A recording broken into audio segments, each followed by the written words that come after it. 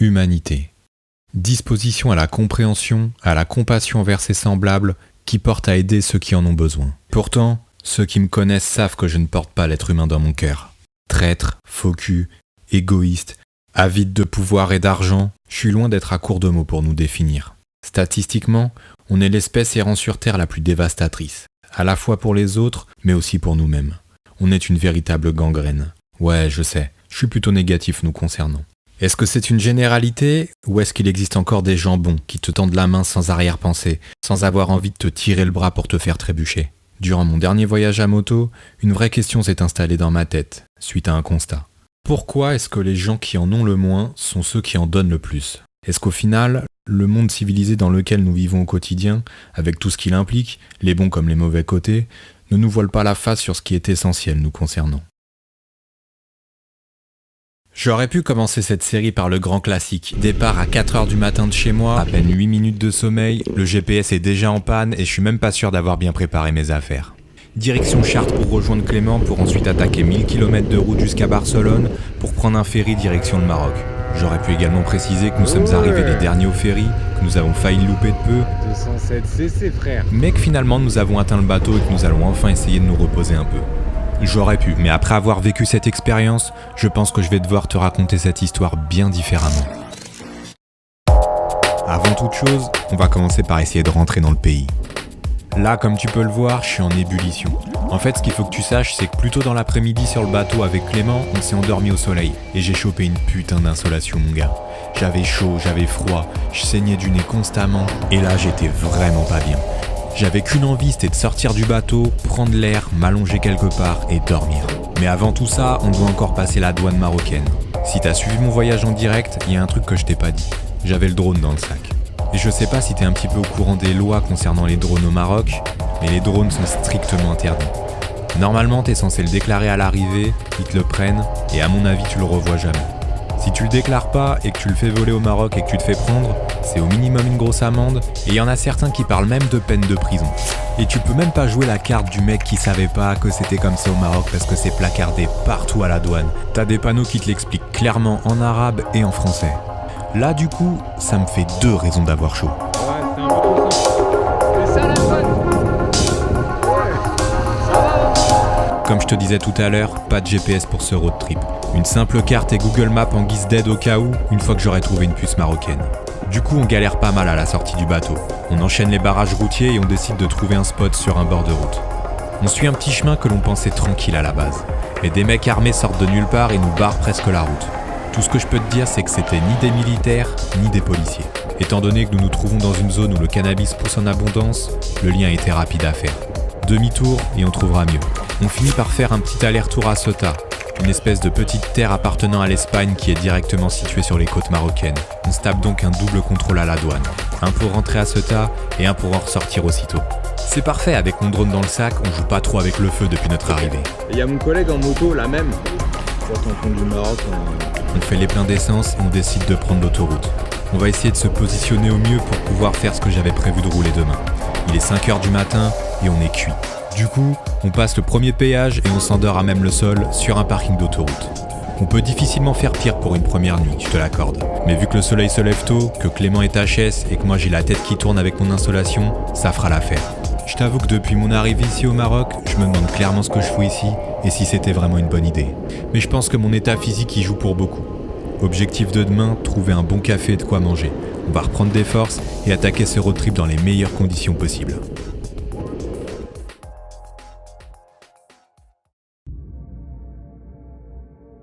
« 6h30 du matin, le froid me réveille. Je décide de me caler sur la moto histoire d'essayer de me rendormir un petit peu, mais impossible. Merci. Clément dort encore sur le sol juste à côté de moi. Je fais les 100 pas histoire de me réchauffer un petit peu, je profite du lever du soleil et je finis par réveiller Clément. On est toujours sur l'autoroute et il doit nous rester environ 30 km avant d'atteindre la ville de Tétouan. On renfile nos sacs et c'est parti. On tardera pas à tomber sur un superbe café.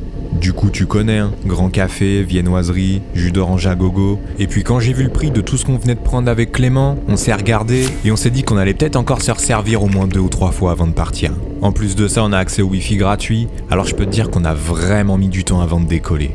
Mais bon, c'est notre premier moment sans stress depuis le départ et je peux te dire qu'il fait vraiment du bien. De toute façon, j'ai préparé ce road trip d'une manière complètement différente de tous les anciens. Et pour celui-ci, je me suis dit que la notion de temps ne ferait clairement pas partie de ce voyage. Allez, première étape de la journée, direction la ville de Chefchaouen. Au fait, pourquoi le Maroc ? On voulait contraster avec l'Islande tout simplement. Après avoir fait un pays où les conditions climatiques sont froides et humides, on voulait faire l'inverse. En plus de ça, d'un point de vue moto, le Maroc n'est même plus à présenter ni à justifier. Entre les nombreux rallyes qui s'y déroulent chaque année et le nombre incalculable de voyageurs à moto, on sait que ce pays est clairement bâti pour la moto.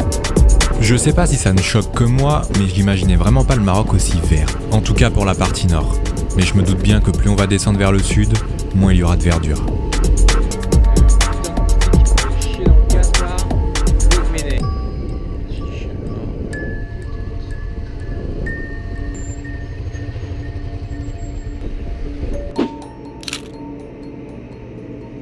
Merzouga.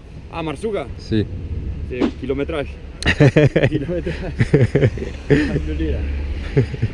Ça va, Ciao. bella macchina. Ouais, pour combien de temps, je sais pas, mais... Il est un peu plus de midi et on va essayer de trouver un resto pour manger. Première vraie pause au Maroc, premier restaurant et premier tagine. On a beaucoup de chance d'être tombé par hasard à cette adresse. Ce resto est juste magnifique. Il doit être environ 15h et le soleil tape vraiment super fort. Mais on essaye de se motiver et de pas trop tarder à reprendre la route. Mais avant ça, petit contrôle de police. Notre premier depuis notre passage à la douane. J'espère que les choses vont bien se passer. Quand t'es passé la nuit Fès, normalement. à Fès? Si on y arrive, ouais. Il y a quoi? Il reste 5 heures. 5 heures. 5 heures? 5 heures. Ah ouais, quand même. Route. Merci. Ça fait combien de kilomètres à peu près jusqu'à Fès d'ici? À Fès, c'est pas le problème de kilométrage. C'est la route? La route. Il est un peu accidenté. Mais il est praticable, oui. Ouais. Ok. Bon, finalement pas de Bonne journée. pression, hein. Je suis étonné qu'on ne m'ait même pas demandé à ce que j'enlève mon casque, ni mes lunettes, ni ma cagoule. Au moins pour la comparaison entre la photo qu'il y a sur mon passeport et ma tête. Comme t'as pu le voir, l'agent nous a dit qu'il nous restait au moins 5 heures de route avant d'arriver jusqu'à Fès. On va pas traîner.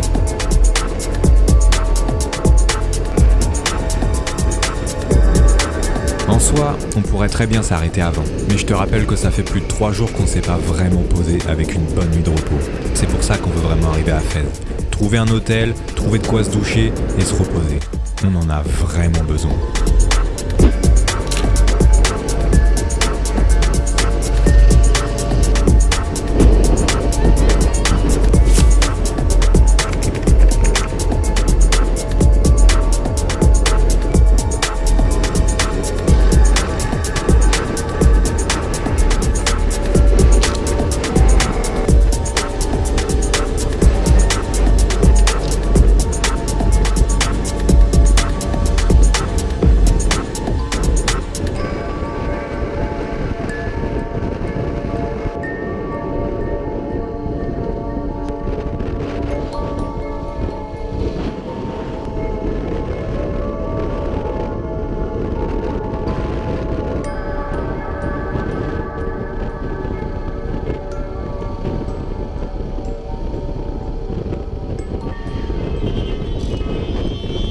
À peine arrivé dans la ville de Fès, on se fait alpaguer par un mec en scout qui nous propose un plan pour manger et dormir. Traquenard ou mec, tranquille? On fait quoi? Je sais pas, il me parle de grillade et de garage. Ici, la ville ancienne, la Médina. Il y a Bourriade, garage la moto. Dar Aliyan, la maison Aliyan. On va checker là-bas ce qu'il nous montre. Et puis si ça nous plaît pas, on... Ok, mais Ouais. Je t'avoue qu'on sait pas trop quoi en penser. On le suit histoire de voir ce qu'il a à nous proposer, mais je sais d'avance qu'on n'acceptera pas. Et puis avec la journée qu'on vient de passer et la fatigue, je t'avoue qu'on a juste envie de se poser et prendre le temps de réfléchir pour trouver une solution pour ce soir. Ou en tout cas une solution qui nous convient à nous. On comprenait pas vraiment ce qui se passait avec Balou, mais on s'est renseigné auprès de la population et apparemment le roi était présent en ville ce soir-là. D'où cette masse importante de personnes autour de nous, et surtout d'où cette sécurité militaire omniprésente dans toute la ville.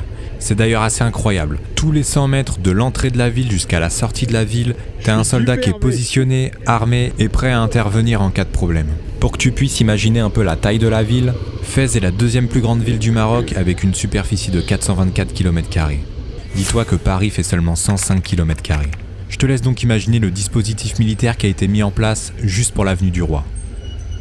On aura mis un peu de temps, mais on a fini par trouver un hôtel qui nous convenait. En plus, on peut garer les motos à l'intérieur, donc c'est parfait. On va enfin pouvoir se poser un peu, manger quelque chose de chaud et réattaquer dans de bonnes conditions demain. Dans le prochain épisode, on rentre officiellement dans le parc national d'Aguelma-Mazigza et on attaquera les premières vraies pistes off-road de ce road trip. Si tu veux choper ton pull, ton t-shirt, ton itinéraire, ton poster ou tes goodies, je t'invite à aller directement sur ma boutique. N'hésite pas à me suivre sur Instagram et sur Facebook, c'est là-bas que je poste l'intégralité des informations et des anecdotes concernant ce road trip là, mais aussi les prochains road trips à venir. Quant à nous, on se donne rendez-vous très prochainement pour le prochain épisode de nos aventures au Maroc. D'ici là, tu sais ce qu'il te reste à faire. Abonne-toi. Easy.